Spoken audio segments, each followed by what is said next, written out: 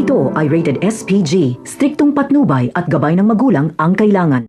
Grabe nga ang katangahan ni Bettina. Bulag na bulag siya at tingin niya kay David ay santo na tila hindi siya gagawa ng masama.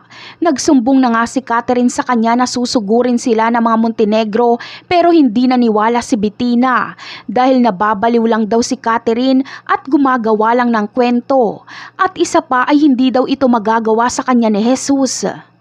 Pero matatameme si Bettina sa biglaang pagdating ng mga Montenegro at agad silang raratratin.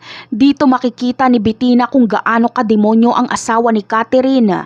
Ang plano ni David ay ubusin ang mga kabalyero para sa kanya mapunta ang yaman nito. Gusto ni Ramon na si David na mismo ang pumatay kay Facundo at Bettina. Sa kabilang eksena naman ay matindi nga ang tensyon sa bodega. Nabaliktad kasi ang sitwasyon.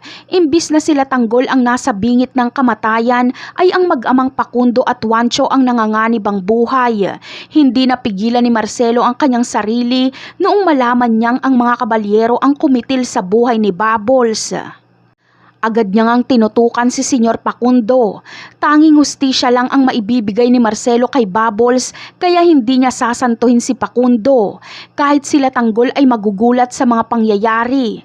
Ganun pa man ay ipapaliwanag ni Marcelo na kailan niya lang nalaman na siya pala ang ama ni Bubbles. Ngunit puputukan kaya ni Marcelo si Facundo? Abangan na lang natin yan. Bye!